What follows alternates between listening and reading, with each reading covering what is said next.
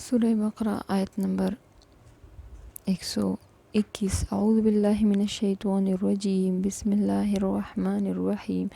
الذین جنہیں آتیناہم ہم نے دی الکتاب کتاب، یتلونہ اس کی تلاوت کرتے ہیں، حق تلاوتہ اس کی تلاوت۔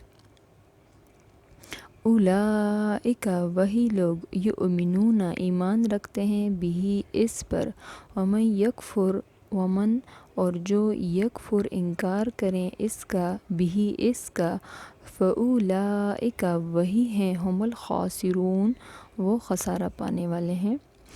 الذین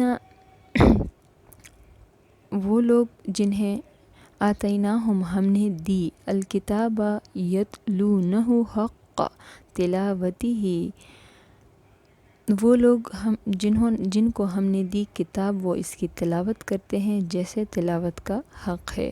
اولئک وہی لوگ، یؤمنون بہ ایمان رکھتے ہیں اس پر، ومن یکفر بہ اور جو انکار کریں اس کا، فاولئک ھم الخاسرون وہی ہیں خسارہ پانے والے۔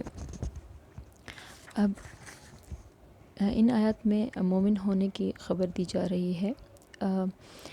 ان میں عبداللہ بن سلام اور ان جیسے دیگر افراد ہیں جن کو یہودیوں میں سے اسلام قبول کرنے کی توفیق حاصل ہوئی، اور جو لوگ جو مومن جو ہے وہ تلاوت کرتے ہیں قرآن کی اور اس کا حق بھی ادا کرتے ہیں، یعنی حق ادا کرنے سے مراد خوب توجہ اور غور سے پڑھتے بھی ہیں اور سنتے بھی ہیں، اس کے حلال کو جو حلال قرآن مجید نے جو چیز حلال کی گئی ہے اس کو حلال، اور جو حرام کی گئی ہے اس کو حرام سمجھتے ہیں۔ جیسے کہ ایک حدیث میں ہے جس کا مفہوم ہے، جس شخص نے قرآن کی حرام کردہ شے کو اپنے لیے حلال کر دیا، اس کا قرآن پر کوئی ایمان نہیں۔